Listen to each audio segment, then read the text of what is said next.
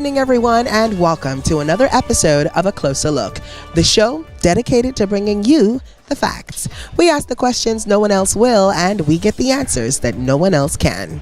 Tonight, we continue our comprehensive coverage of the future of healthcare services here in the nation's second city and throughout the country. Thanks so much for joining us. Now, as the government moves towards shoring up healthcare infrastructure, there are equally critical elements to the provision of quality healthcare services that must be considered.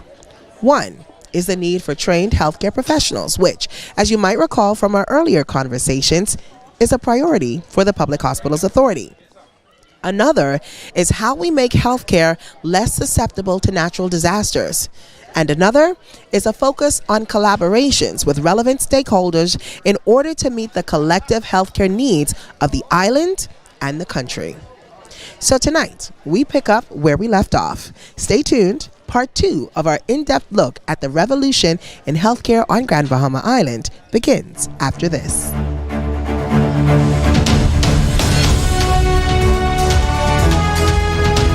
Do you have a business idea that is innovative or creative?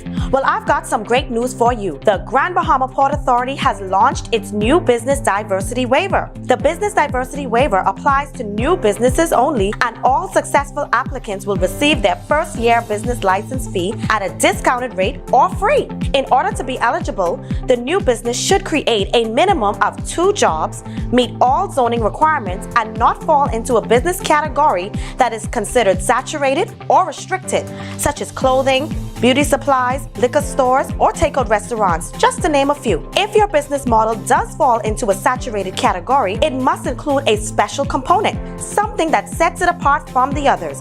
With the Business Diversity Waiver, we encourage you to think out of the box, using your talents and hobbies creatively to jumpstart your entrepreneurial journey today.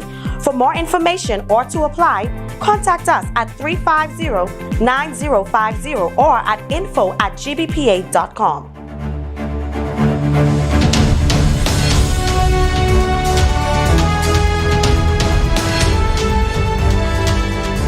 Welcome back. You're watching A Closer Look. I'm Arabina Apia. Thanks so much for tuning in. Now, when it comes to providing exceptional care and saving lives, there are a number of unsung heroes in the healthcare system who continue to be the backbone of the nation's healthcare services. From the moment a medical emergency occurs, the critical care provided within our hospitals, EMS personnel, and nurses are the ones who respond swiftly and selflessly, ensuring the well-being of our entire community. We're taking a closer look at the challenges they face and the expertise they bring to the table. Affirmative. Break. Medevac 39. Advisory 97 times 39.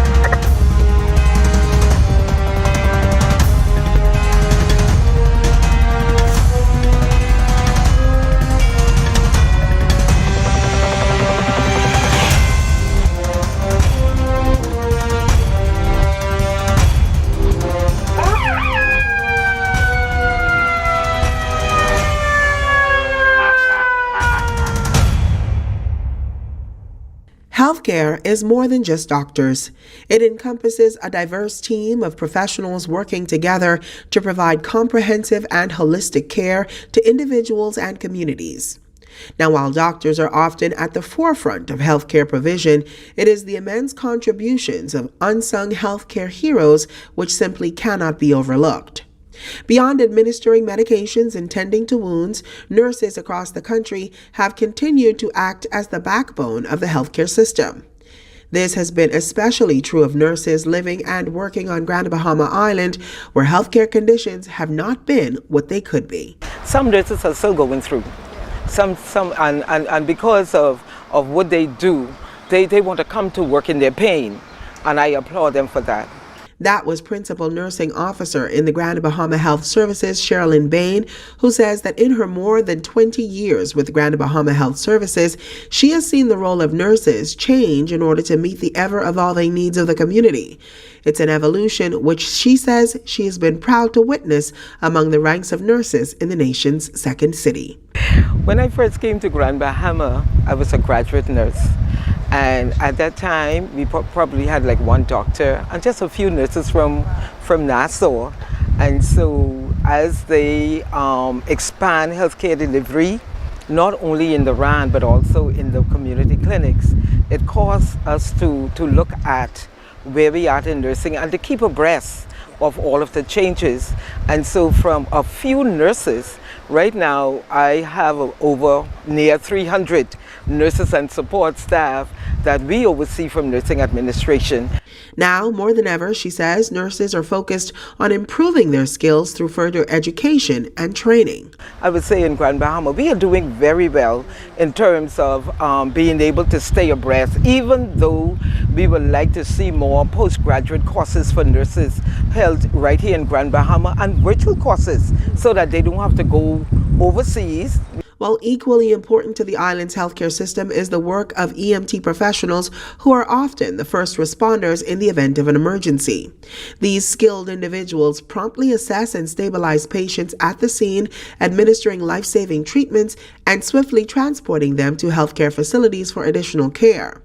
For Derek Johnson and his team, providing critical pre-hospital care is a vital yet overlooked aspect of the services which patients access and receive. I think Bahamians are just beginning to understand exactly what emergency medical services is, which is pre-hospital care. You know, and I was out at a time when we would just pick people up, that you call it scoop and run, and now I've seen it evolve to where we are true professionals. Like their counterparts in nursing, Johnson says EMT professionals are looking toward improved educational opportunities and the opportunity to train in other jurisdictions as well. Well, I must say, PHA has been doing a great job with training for EMTs. You know, there's always some kind of training ongoing, you know, compared to back in the past. And so they've been doing an excellent job. And with the skill set, when you have the skill set, it protrudes confidence. You know, it protrudes confidence. And if you continue to work at your craft, continue to study, stay in your books, you know, it just makes it that much easier. Well, like I say, you know, exposure is a key, is one of the big key things, you know, because when you see things differently, you know, you have a different outlook, and you come back and you look at your own profession, your own self, you know, oh, this is what we could do better, and this is what I can do better as an EMT, and, you know, to step my game up, you know, bring our level of service up.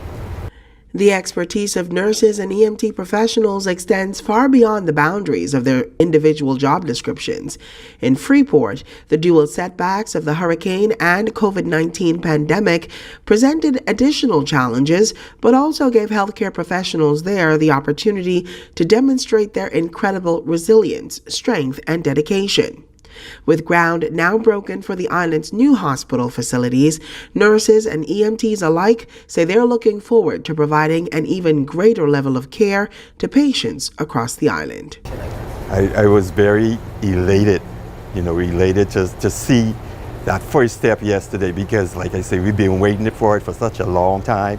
It's so badly needed. The Ron Memorial Hospital has outweighed its time, you know, it's outrun its time. And so it's a welcome addition. Well, it was a red letter day for us. We have been around the table numerous times, like you heard from the various speakers, very long time, just trying to coordinate and plan. And I think the time is ripe now. From the onset, we engage various tiers of leaders so they know what is coming there. I am all excited because what is planned will speak to the coordination of better patient flow through and the referral. It is more or less like a one-stop shop. Yeah, so when you come in there, if you need just non-urgent attention, but if we need to refer you to the specialist, it isn't like go to Paris and get an appointment. We can do that appointment for you, that type of thing. And so with the technology that will be there, the nursing expertise that will be in that new build, I am so excited to be a part of it, and also to pass that on to other nurse leaders. Stay with us. Our deep dive into Grand Bahama's healthcare revolution continues after this.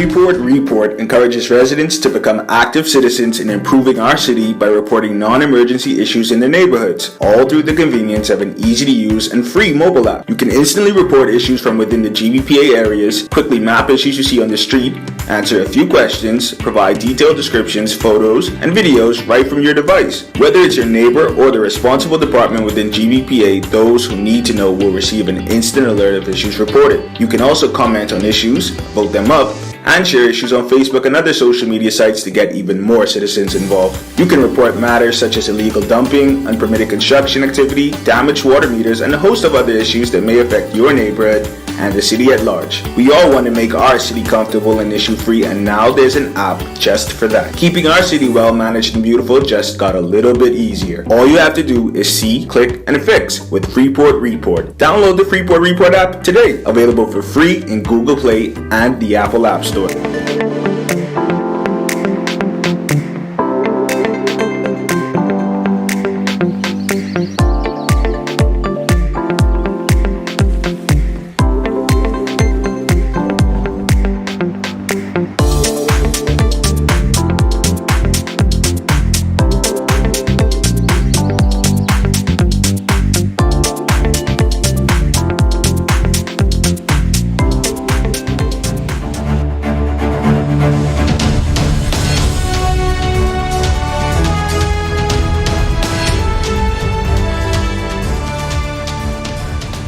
Welcome back. Grand Bahama Island is experiencing a transformative era, if you will, marked by renewed vitality and a shared vision for progress. At the heart of this remarkable transformation is the collaborative relationship between the Grand Bahama Port Authority and the government, both working hand in hand to help shape the future of the island. From dynamic initiatives, strategic investments, and innovative projects that will hopefully revitalize Grand Bahama Island, both sides say they're committed to bringing new opportunities and fostering economic growth. Well, we caught up with Grand Bahama Port Authority's Chief Investment Officer, Derek Newbold, to take a closer look. Though often painted as adversarial, the collaborative relationship between the Grand Bahama Port Authority and the government of the Bahamas is one that goes back many years. Even so, many Bahamians remain unclear about the role of the Port Authority in the management, maintenance, and development of the nation's second city. As the government moves closer to full execution of its plans for the island of Grand Bahama as a whole, officials at the Grand Bahama Port Authority say that as a longtime partner of the government, they're excited about the role that they have played and will continue to play in the government's overall vision for the future of Freeport. When you talk about the role of the Grand Bahama Port Authority, you have to go back to the Hawkesbury Creek Agreement, the original agreement that governs everything. So back in 1955, the governor of the Bahamas signed an agreement with the Grand Bahama Port Authority that essentially led to what we know today as the city of Freeport. That agreement gave the Port Authority the right to acquire and develop land on the island of Grand Bahama. There were certain concessions that were granted and certain rights and responsibilities that were ceded to the GBPA, and the government basically gave us some mandates in exchange for those rights, concessions, and privileges. As of today, the municipal responsibilities of the Grand Bahama Port Authority include business license approvals, construction permitting, environmental compliance, city management and maintenance, town planning, zoning, utilities regulation, and of course, we're responsible for promotional activities to the benefit of our licensees within the port area. While two major elements of the government's vision for Freeport are a fully functioning healthcare facility and a new state-of-the-art airport. For Derek Newbold, Chief Investment Officer at the Grand Bahama Port Authority, seeing both those projects come to a successful conclusion will be critical to the type of investments and investors that Grand Bahama is able to attract. The announcements made by government recently regarding the airport, where there's now a developer, there's an operator identified, and the funding has been secured, and then just yesterday a groundbreaking on the new hospital. Those announcements are huge, And they will bode well, not just for the industries that I mentioned, but for the broader Grand Bahama in general. Well, as for investment, Newbold says that the Grand Bahama Port Authority has been hard at work attracting businesses across multiple industries to the tune of some $1.5 billion. With many of the projects now in the pre-construction phase of development, Newbold told A Closer Look that he is excited to see Grand Bahamians benefit in the long term. $1 billion is a lot of money. I ain't never seen $1 billion. I know a lot of people who have never seen $1 billion.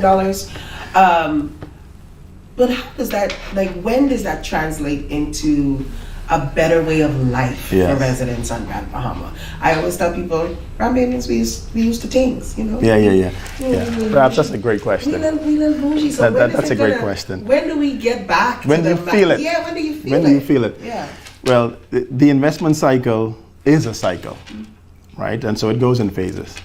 So you're now in the pre-construction phase for many of these projects. And then you'll move into the construction phase. So the first people that will feel it will be the construction workers, the contractors. After completion, then the everyday citizen that's looking for full-time employment opportunities, then they will feel the benefit and impact. So I would say within the next 12 months, you're going to feel the construction boom. Thereafter, everyone else will start to feel it. Stay with us. Our show continues after this short break.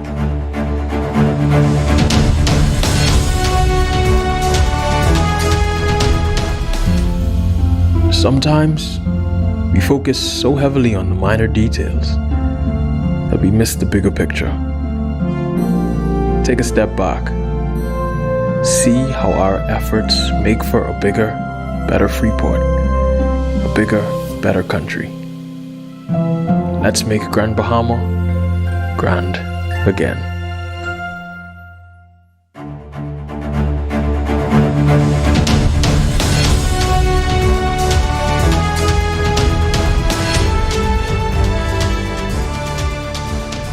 Welcome back. You're watching A Closer Look. Thanks so much for joining us. Tonight, we present part 2 of our exclusive sit-down interview with Health Minister, the Honorable Dr. Michael Darvaux. Let's take a look at that continuing conversation. So, Minister, we've been having a pretty comprehensive conversation about the future of healthcare for Grand Bahama and for the country as a whole, and the government's vision for healthcare provision in the Bahamas. I want to talk to you now about how your ministry and how the government sees this new healthcare facility on Grand Bahama Island from a sustainable perspective, because Grand Bahama was severely impacted. The health services were severely impacted as a result of Hurricane Dorian. And so in speaking to some of your colleagues, there seems to also be a focus on how we storm-proof healthcare, if that is even possible. How are you in your discussions with members of the PHA, the Ministry of Health, the government as a whole? How are you, helping lead this charge in terms of making sure that we do not see a repeat of what happened at the Rand in the event that we do have another Category 5 type storm? Well, that is an excellent question, because, like I said before, we must look at the short and long-term effects of delivery of healthcare services here on the island. We all know that the northern Bahamas, particularly Abaco and Grand Bahama, are susceptible to more intense hurricane brought on by climate change. So for us, in the design of a facility, we must take that into consideration. And the first consideration is to ensure that you construct it on higher ground. So the location we have chosen is above sea level, as compared to the Rand Memorial Hospital that sustained flooding during Hurricane Dorian. This has confirmed the healthcare planner's suggestion for us to build on higher ground. And that's the first point. The second point is the facility must be able to sustain hurricane winds in excess of 190 to 200 miles an hour. That has been taken into consideration in design. This facility must also be able to have the delivery of healthcare services before, during, and after the hurricane. Absolutely. And so we must make sure that we have adequate supplies of electricity, water, as well as other essential products in order for the hospital to function. That has been taken into consideration. The hospital must also be environmental friendly, where you have adequate lighting that is essential for healing and well-being. And that is taken into consideration. And then it must also be sustainable to be able to last for a long period of time. So our designers, the Beck Group, who designed a critical care block in New Providence, has taken all of this into consideration, along with our healthcare teams here on the island, who will be the ones who live and work in this hospital. So it's very difficult to build a hospital without the involvement of the staff who will provide the services. I would be remiss if I didn't ask you about the economic impact that a project like this would have on Grand Bahama Island. The island is still recovering from back-to-back storms. And so I think a lot of people are interested in what it looks like in terms of providing job opportunities. And I know, you've said, both you, the Prime Minister, and government ministers have repeatedly said how important the recovery of Grand Bahama is to the overall economy of the country. So let's talk about the impact that we expect this facility to have. Excellent question, and something the entire cabinet has looked at.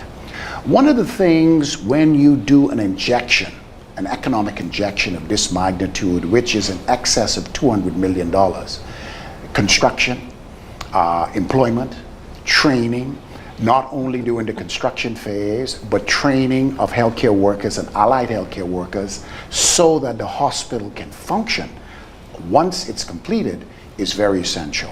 And so we believe that this economic injection will go on for many years in the island of Grand Bahama, and a lot of people will benefit from it during the construction as well as the operation and maintenance of the facility. I must point out that the project itself, this new hospital for Grand Bahama, is a phased approach. What you would be seeing tomorrow is phase one. And phase one moves towards creating an urgent care facility which can be functional while phase two is going on simultaneously. This is very important for the residents of Grand Bahama to understand, because there's always the negativity that comes. But this is a design bill, and the cost of the hospital on completion is in excess of $200 million. This is happening while we are renovating the current Rand Memorial Hospital that will eventually become a secondary facility when this new hospital is completed. So we don't intend to have two campuses doing the same thing in Grand Bahama. It's already difficult to find manpower resources to run one.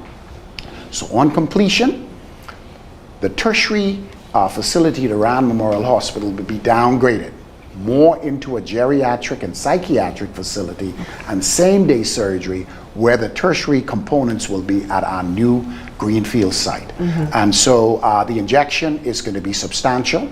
The residents of Grand Bahama have been waiting for something of this magnitude.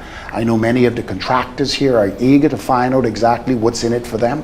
And so as we begin to do the capital works to prepare the ground for all the civil works, which is inclusive piping, electrical, and you begin to see the foundation come up, then there would be many different subcontracting groups who will be coming, and the economic impact will trickle down to the smaller man, and we'll begin to feel the impact at the family level.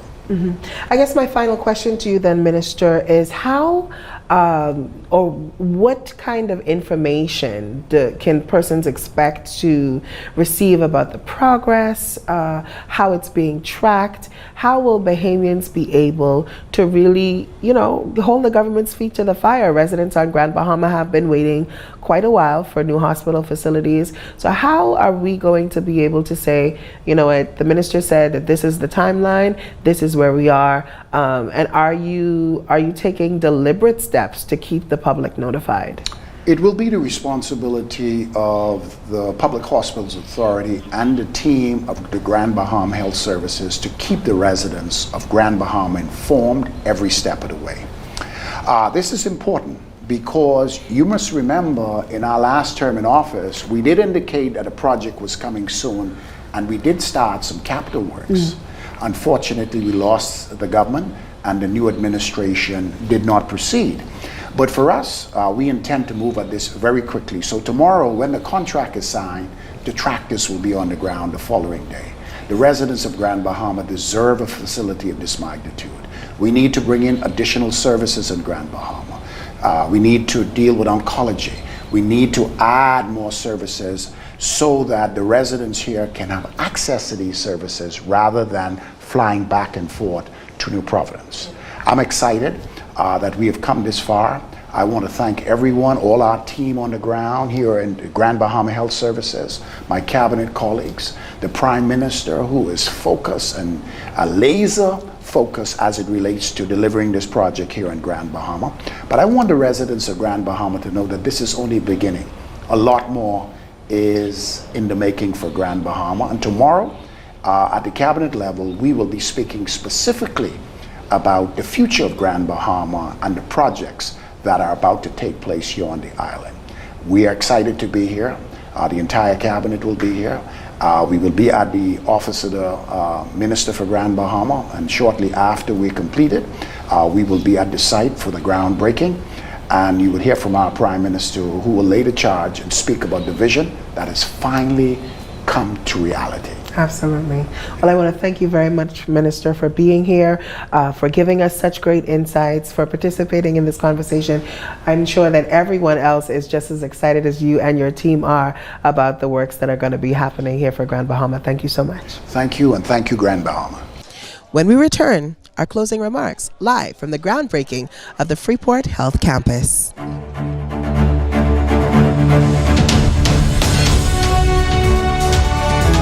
Advertising Marketing, we are a digital billboard company, the largest on Freeport currently and the only dual-sided billboard currently. We offer everything that is needed for you to get your ad up on there. That is inclusive of ad consultation, graphic designing, and of course the lease space for the billboard. As a customer, you basically could determine how much exposure you want.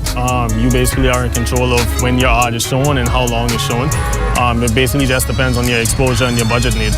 So our location is amazing just because of the fact that it sits basically right in between the two largest commerce on the island, which is downtown and Queens Highway, as well as being able to have access to a full demographic. You have schools, you have grocers, you have hardware stores, all in the immediate area. So of course our services are not only limited to businesses.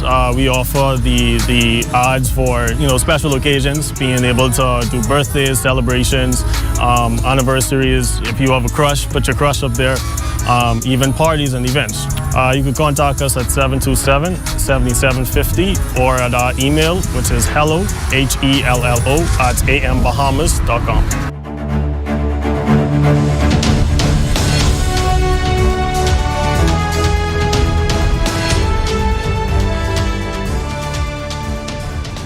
Welcome back. The groundbreaking of the new Freeport Health Campus is truly an exciting milestone in the ever-evolving story of Grand Bahama. It not only represents a significant investment in healthcare, but it is the first step toward the government's overall strategy to change the way that Grand Bahamians are able to receive the critical care they need and deserve. Now, I'm excited, and I know all Grand Bahamians are excited too. We around here are used to groundbreakings though. And so I know that we will be watching and waiting to make sure that this dream becomes a reality. Till next time, Bahamas, I'm Arabina Apia. Good night.